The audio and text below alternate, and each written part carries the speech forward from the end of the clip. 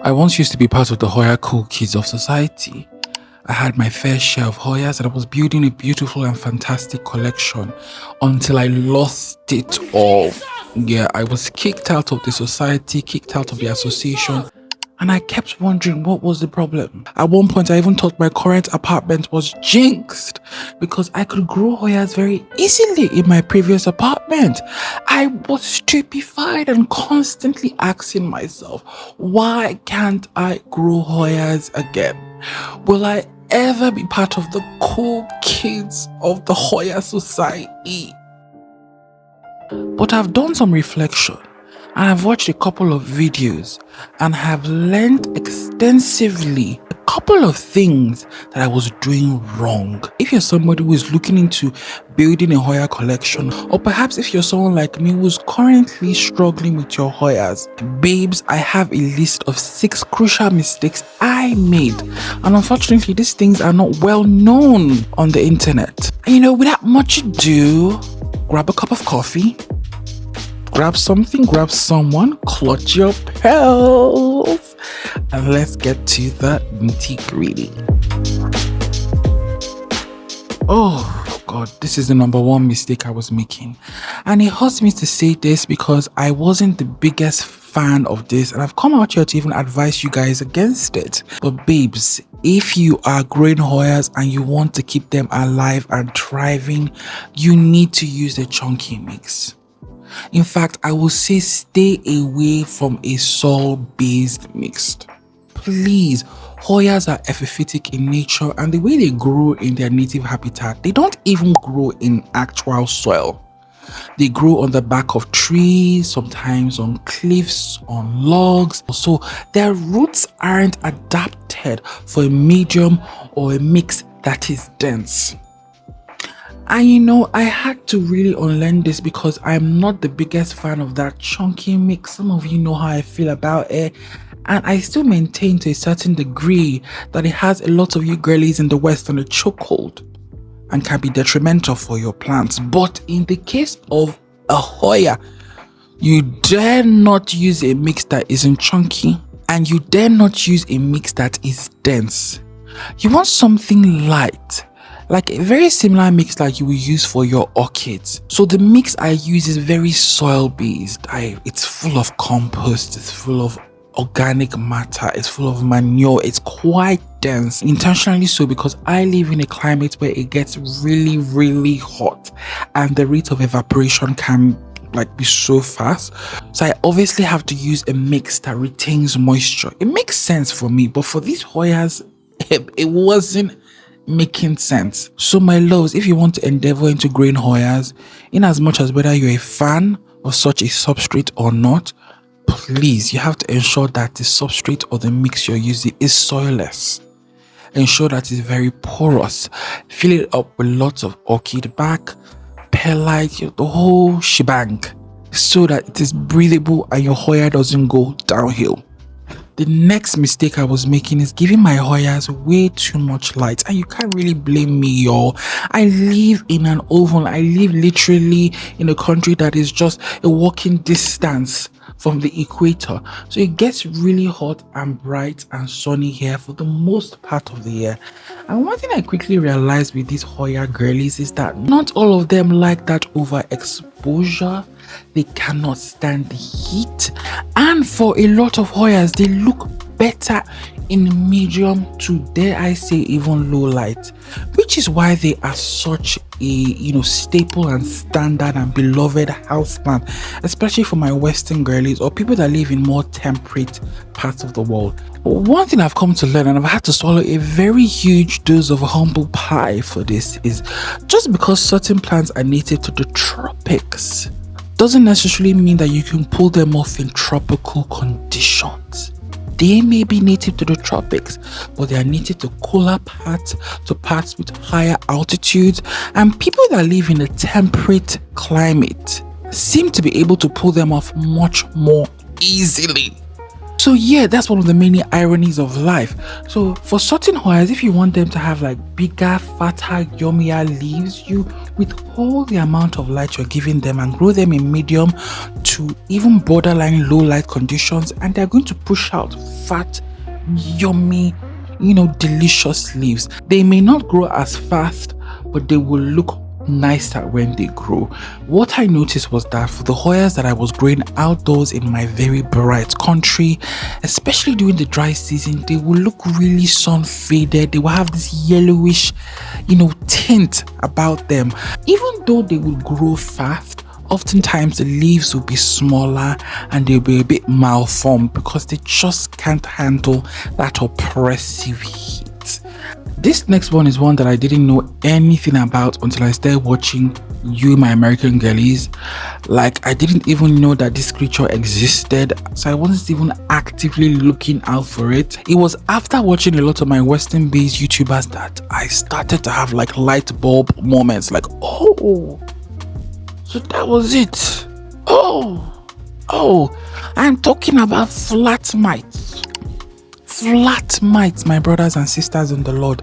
I was extremely ignorant of the existence of flat mites and the damage that they do to Hoyas, and how they also have an affinity for Hoyas. So if you're wondering what the hell are flat mites, they're basically these demonic creatures that look quite similar to spider mites. Unlike your spider mites, they tend to be a bit more reddish in color, and they do not come with that telltale webbing that your spider mites come with. So if you start to see these sort of things in your Hoyas, especially in the back of the leaves of your Hoyas, that is your cue that Hoya has a flat mite infestation.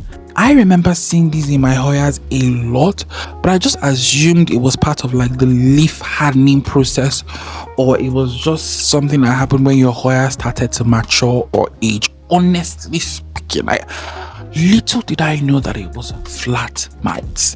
My Hoyas were battling flat mite infestations right before my eyes, and I didn't know. So please, my loves, if you're just getting into Hoyas or you had no clue about the existence of flat mites, please, I'm itching myself here, guys, because mosquitoes are devouring me in this veranda.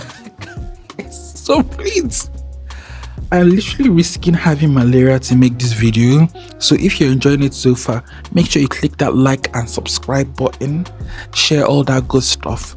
But yes, flat mites exist, so please be on the lookout for them in your Hoyas, and please treat them before they spread and devastate your Hoya collection. See, this is why videos like this are very important. If somebody had made a video like this, maybe I would have stood a chance and I would have been able to keep my Hoyas alive for a bit longer. Another mistake I was making is I wasn't trellising my Hoyas correctly. Okay, so babes, when it comes to Hoyas, there are two types, right? There are pretty much two types in terms of their growth profile. The ones that grow trailing downwards naturally or do not necessarily mind trailing downwards, okay? They may not be downward trailing in the wild, but if you grow them trailing downwards, they don't mind, okay? Now there are Hoyas that climb upwards or they vine upwards, and they do not like trailing downwards or vining downwards. So it's important for you to know the distinction, so you know how to trellis them and how to properly grow them. I didn't know that was the case. So when some of my Hoyas reproduce this, they are notorious runners, I just felt okay, I could trail it downwards or trail it in a more ornamental way. I didn't know that you were supposed to always trail it upwards. If your Hoya produces those runners, those vines, and those vines aren't trailed upwards, it's not going to grow. It's just going to remain stagnant. It might even go dormant. It won't grow until you trail it upwards. You give it something for it to latch onto and climb upwards, or you get a trellis and trail it upwards, never downwards, never spindly diddly. Okay, my love. So I didn't know all of this. So you need to know what type of Hoya you have. And then if you can, try as much as possible to Google pictures of that Hoya in other people's collections, especially the thriving specimens, or not the struggling ones. In fact, I feel like this is definitely something that you should do before you even buy that Hoya. This next one is probably the major reason why I have given up on growing Hoyas in this my current home and in my current apartment. I have just figured, babes, as long as you live here, you can't pull it off. You can't. I've given up. Ants and mealybugs. Ants and mealybugs. If there is one thing that should never be in the same sentence with your Hoya or in the same proximity with your Hoya, it is ants and mealybugs. Because Hoyas actually have a weird, I don't know whether it is a symbiotic or a parasitic, it's definitely a toxic relationship with ants and mealybugs. So apparently, I learned this quite recently as well, that ants actually are a major pollinators of a lot of these Hoyas. The Hoya will produce a nectar that will attract the ants. But do you know what also comes with the ants? Mealybugs. Mealybugs have a major symbiotic relationship with ants, and the ants actually help to spread mealybugs excessively and effectively and aggressively, especially if you're growing your plant outdoors like I am. In fact, in this apartment, it's not just me renting the apartment, love, it's also the ants. I and the ants basically live together. We have come to accept the fact that we can't get rid of each other. So we basically just live with each other in harmony. This house has, I don't know what is going on. I'm guessing there's a massive ant nest or several ant nests in the foundation of this house. There are pretty much ants everywhere, all over my garden, in my kitchen. And one thing I've come to realize about ants is you can't get rid of them, babes. Yeah, you can't get rid of them. They are extremely difficult to get rid of.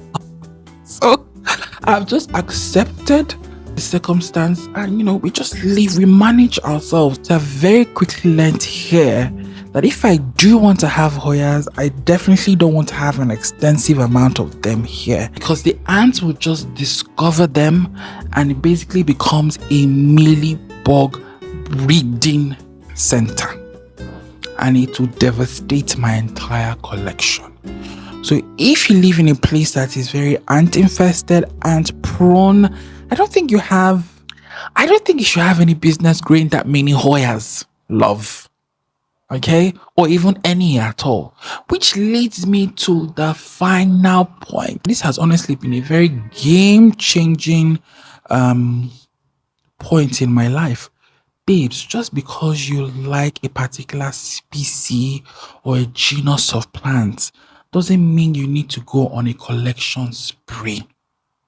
Okay, in my case, I've realized that I love Hoyas. I love Hoyas. Whenever I see you, my American, my Western girlies growing your Hoyas, I feel a bit jealous. But I've come to accept my current reality, and I know that I cannot pull off such a massive collection. So what I've done is that I've limited myself to one. Perhaps if I see another one that I really like, I can risk it and expand it to 2 or 3 and leave it there. Babes, you don't need to be on a collection spree for every genus of plants. Keep it small and keep it manageable, and the rest just admire from a distance. And you're pretty much good to go. Okay, that way you maintain your sanity and you don't end up falling out of love with that genus. And I felt this is what happened with a lot of the houseplant girlies, how we just seem to just immediately fall out of love with philodendrons. We collected a lot of it too fast and we felt the burnout. Anyways, darlings, we've come to the end of this video. I could just ramble on and on with you guys. I love having these conversations with you guys, but I don't know if you can hear. I'm going to see if I can use the AI features of my device to remove the noise, but I don't know if you can hear. My neighbor just put on his generator and it's quite noisy. We haven't had electricity in my area and my neighborhood for 3 weeks, going on 4 weeks now, so we've had to rely on these very noisy generators, which has made filming very challenging. More reason why you should like this video and support your boy. Check out my YouTube membership for more of my behind the scenes shenanigans, all that good stuff, and I will see you in the next video. Bye, my loves.